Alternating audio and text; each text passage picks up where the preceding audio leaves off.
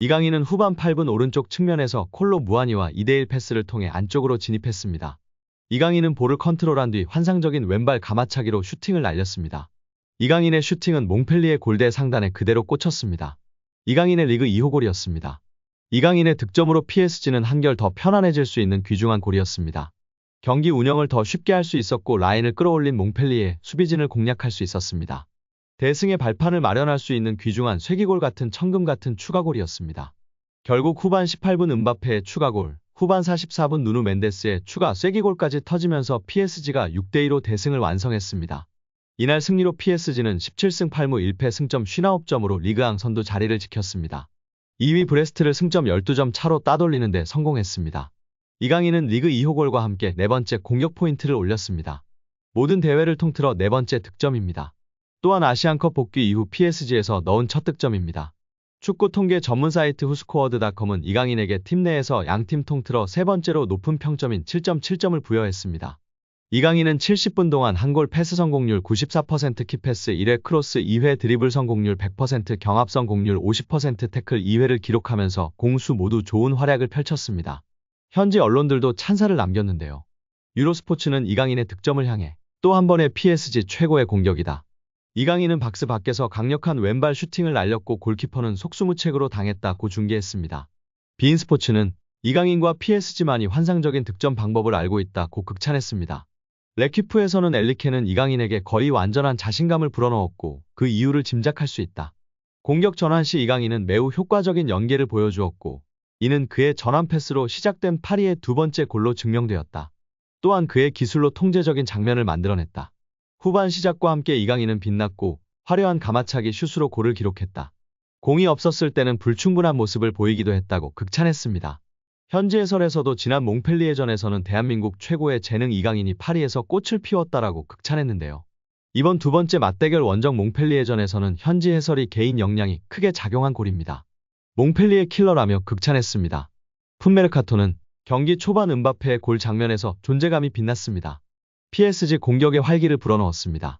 후반 초반에는 콜로무아니와 연계 플레이에 이어 몽펠리에의 골망을 가르며 리그 두 번째 골을 넣었다라며 후반전 템포를 주도한 건 이강인이었다. 때로는 선택의 기로에서 집중하지 못하는 모습을 보였지만 볼 소유 부분에서는 다시 한번 능력을 입증했다라고 극찬했습니다. 엘리케 감독도 극찬을 아끼지 않았는데요. 이강인의 골 직후 어퍼컷 세리머니를 했던 엘리케 감독은 경기 후 기자회견에서 이 정도 실력을 가진 선수들에게는 당연한 골이었다라고 흡족해 했습니다. 프랑스 카날 서포터스에 따르면 엘리케 감독은 이날 중거리 골을 넣은 음바페, 비티냐, 이강인 모두에게 박수를 보냈다. 그는 음바페는 박스 밖에서 골을 넣는 능력을 타고났다.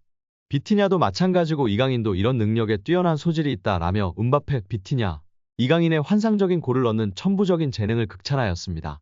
오늘 골은 정말 대단했다. 선수들이 이런 방식으로 팀에 도움이 될 수 있다는 생각을 가지고 계속 노력할 수 있도록 동기를 부여해야 한다라고 앞으로의 활약을 기대했습니다. 이강인이 센터를 장식한 이유가 뭘까요?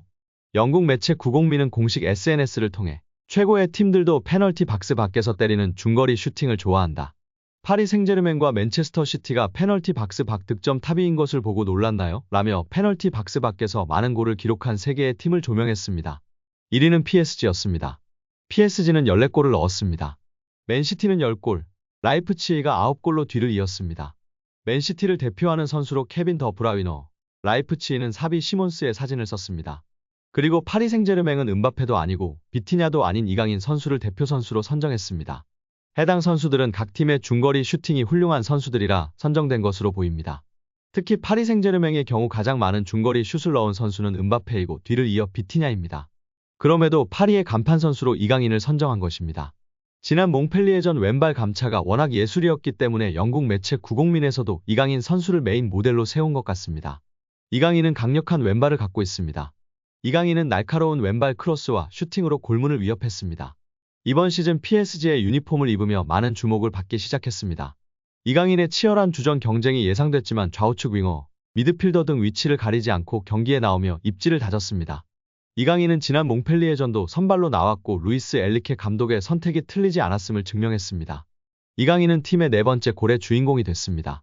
환상적인 득점을 뽑아낸 이강인에 대한 극찬이 쏟아졌습니다.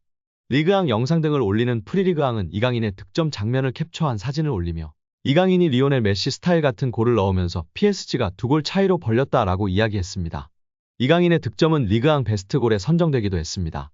리그앙은 19일 공식 유튜브를 통해 리그앙 26라운드 베스트골 5개를 공개했습니다. 이강인의 득점도 포함됐습니다.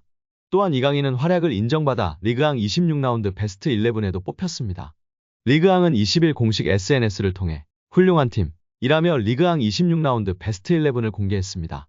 이강인은 좌측 미드필더에 위치했고 파리 생제르맹은 음바페, 비티냐, 멘데스, 이강인까지 4명을 배출하며 가장 많은 선수를 베스트 11에 올렸습니다. 스페인 매체에서 챔스 8강전에서 붙게 될 파리 생제르맹과 바르셀로나를 비교하며 바르셀로나 선수단이 더욱 한 수위라고 평가했는데요.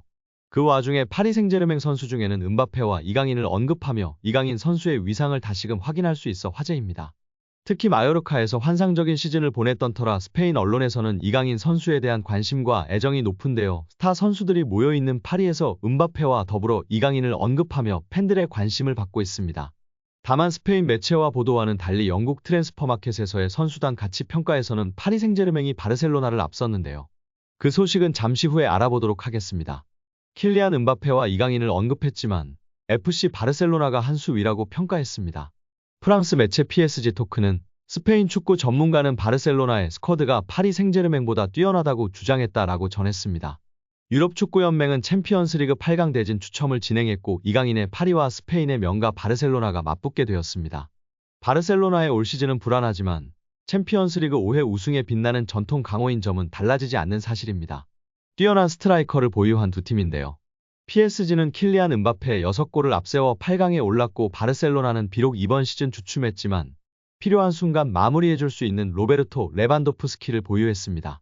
보도에 따르면 PSG와 바르셀로나에서 모두 활약했던 루도비크 지울리는 르파리지앵과 인터뷰에서 바르셀로나 선수단의 부상 문제로 PSG가 더 유리한 위치에서 경쟁할 수 있다고 주장했습니다.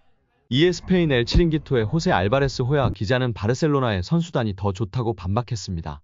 알바레스 기자는 PSG는 실제로 멋진 선수단을 보유했다. 킬리안 음바페, 마르코 아센시오, 이강인이 있다.